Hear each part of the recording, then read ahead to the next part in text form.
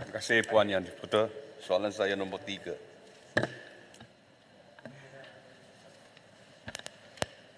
Terima kasih Yang Dipertua. Tuan Dipertua, sebagaimana yang kita ketahui, pandemik COVID-19 telah menguji kemampuan dan respon sistem penyampaian penjagaan kesihatan di Malaysia.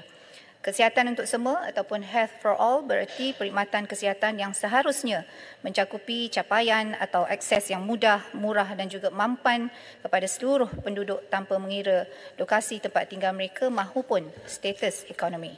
Ini adalah untuk memastikan matlamat ketiga daripada SDG iaitu dengan izin Good Health and Wellbeing, dan yang ke-10 iaitu Reduce Inequalities. Daripada pembangunan lestari itu, SDG Pertubuhan Bangsa-Bangsa Bersatu dapat dicapai. Walau bagaimanapun, kekurangan yang dikenal pasti yang juga merupakan legacy issues dalam sistem perkhidmatan kesihatan dan diburukkan lagi dengan suasana luar jangka unprecedented situation dengan izin semasa COVID-19 telah cuba dan dapat diatasi dengan terbaik mungkin ketika itu dengan pelbagai cara dan juga pendekatan.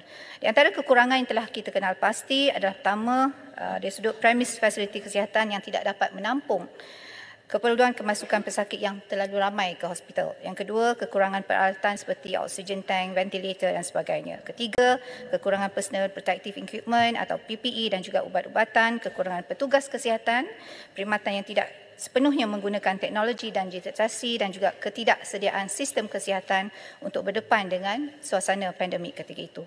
Situasi ini telah jelas menunjukkan bahawa terdapat keperluan untuk memperkukuhkan lagi sistem penjagaan kesihatan bagi memastikan rakyat mempunyai akses yang saksama kepada perkhidmatan penjagaan kesihatan yang berdaya tahan iaitu resilient dan juga lancar dan seamless. Sehubungan itu, Kertas Putih Kesihatan telah disediakan dan telah diluluskan di Dewan ini pada 15 Jun 2023 yang lepas, dan ia mengenal pasti dan memperakui permasalahan dan isu-isu yang sedia ada dan kemudiannya menggariskan 4 tonggak dan 15 strategi dalam mempertingkatkan perkhidmatan dan penjagaan kesihatan di negara ini. Pada masa ini, Kementerian Kesihatan sedang membangunkan kerangka pelaksanaan urus dan pembentukan pelbagai jawatan kuasa, kumpulan kerja teknikal dengan izin Technical Working Group dan sekretariat yang melibatkan pemegang taruh dari dalam dan juga luar kementerian. Terus ke hadapan iaitu moving forward, satu aspek yang perlu ditekankan ialah daripada tonggak kedua Kertas Putih iaitu usaha berterusan bagi mempromosikan amalan sihat dan pencegahan penyakit harus diperkuatkan, diperkasa dan juga diperkembangkan. Strategi ini akan dijayakan dengan kerjasama dan koordinasi intersektoral antara kementerian dan agensi berkaitan kesihatan melalui pendekatan yang dinamakan pendekatan kesihatan di semua polisi iaitu dengan izin Health in All Policies dan pendekatan keseluruhan kerajaan iaitu dengan izin whole of government approach seperti yang telah pun kita laksanakan secara berfasa dalam agenda Nasional Malaysia Sihat. Terakhir, pendekatan ini juga dapat menangani kebanyakan faktor-faktor penentu sosial yang merupakan 80% untuk kesihatan dengan izin Social Determinants of Health yang berkait rapat dengan SDG. Ia bukan sahaja akan meningkatkan tahap kesihatan rakyat tetapi juga memupuk pertumbuhan ekonomi dan mengurangkan ketidaksamaan dan menyokong kesejahteraan keseluruhan individu dan komuniti selaras dengan sifat holistik dan saling berkaitan SDG. Sekian, terima kasih. Yang Berhormat Ceras. Terima kasih kepada Yang Berhormat Menteri. Saya ingin tanya, apakah reformasi yang sangat perlu diambil ke atas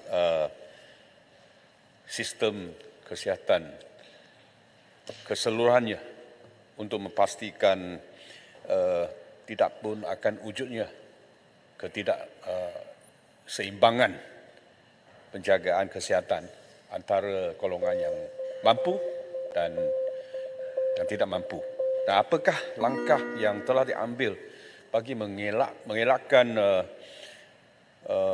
fenomena brain drain atau pengaliran keluar pakar perubatan dari menjadi lebih teruk yang boleh memburukkan kualiti perkhidmatan kesihatan awam. Terima kasih.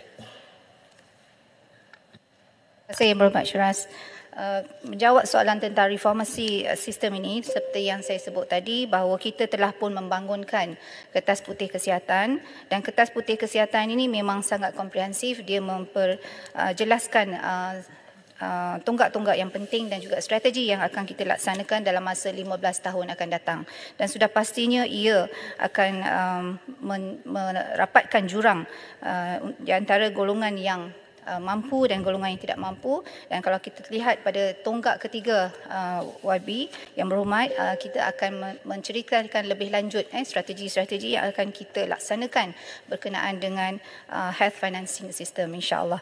Kemudian berkaitan dengan brain drain ini, memang kita tengah melihat secara terperinci, ya, sebab brain drain ini kadang-kadang sukar juga untuk kita melihat keadaan itu apabila ada the wages, ya, antara sistem-sistem yang berkaitan dengan pembiayaan ataupun penggajian di peringkat dan juga swasta itu sangat besar. Tapi apapun bagi saya, kita akan terus mengkaji dan melakukan libat urus dan melihat bagaimanakah cara untuk kita memastikan bahawa memperbaiki sistem-sistem kesihatan yang ada di peringkat publik ini supaya dia juga menarik minat supaya orang kekal terus berurusan di fasiliti-fasiliti awam berbanding daripada fasiliti-fasiliti swasta. Apapun, ada satu lagi pendekatan yang kita lakukan, Tuan Dipertua, ialah bekerjasama dengan pihak-pihak swasta untuk memastikan mereka juga mendapat